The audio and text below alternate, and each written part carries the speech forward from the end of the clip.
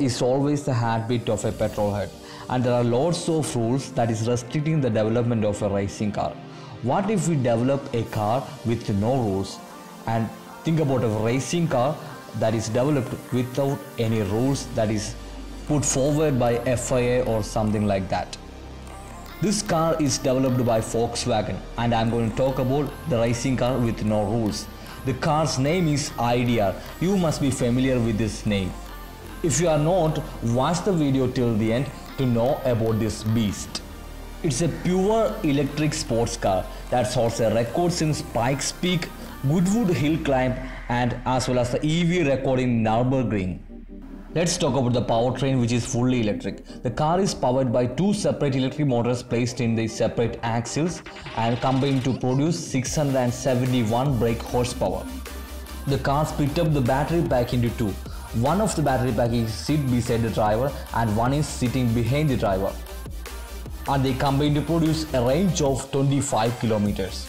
I know you must be thinking that the numbers are not that much fascinating or that is not that awful. It is because we know that electric vehicles are very heavy and they have very low power to weight ratio. This is done only because to reduce the weight of the car. The car only weighs less than 1.1 ton with all this power. If you require more range, we need to use a very big battery pack which will add more weight. But this car is not for a daily drive, it is a sports car, and this is built for a specific purpose, which is to break the records. Did you notice the rear wing of the IDR? It looks like the big daddy of all rear wings. Actually, there are two different configurations of the rear wing for the Volkswagen IDR car. One is for immense downforce and one is for a drag reduction system, which is concentrating more on the top speed. If you want to learn more about downforce, check out my video on downforce. I will leave the link in the description below. And the huge rear wing used in IDR produces a downforce of more than 1 ton, which is more than 1000 kilograms. We will be wondering about how they balance the downforce of front wing and rear wing, because the rear wing is that much massive, but the engineers have done the work perfect way because they are able to balance the downforce of the front with the rear, because they are using an immense amount of downforce creating a front lip in the car as well.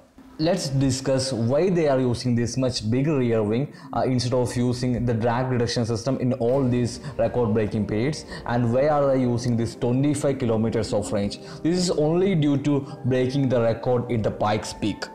Do you know, at an altitude of Pikes Peak, the air will be very thin and we won't be able to create that much downforce by using a normal rear wing. That's why we are using that huge big daddy of rear wing, and all the record breaking that are done in Pikes Peaks all are by using a normal fuel using car, which is an internal combustion engine, and we need air to combust the fuel.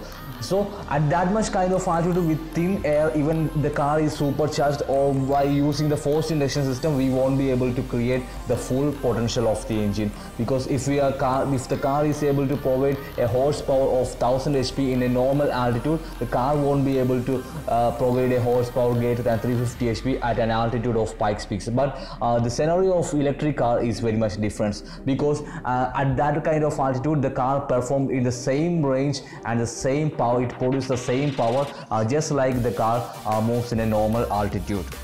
And the enough range that is needed for breaking the record in Pikes Peak was 25 kilometers, and that's why the car chose 25 kilometers of battery range.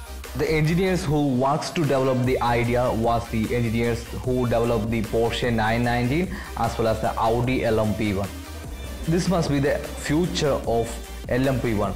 We can expect an LMP1 which is purely electric. Do you know the Volkswagen IDR can accelerate from 0 to 62 miles per hour or 100 km per hour within 2.25 seconds, which is faster than Lewis Hamilton Formula 1 car, and that's a great achievement from Volkswagen. If you really love to learn about hypercars and super sports car, don't forget to subscribe to my channel and hit the bell icon to get notified when I make a new upload. Thank you for watching. Have a nice day and bye.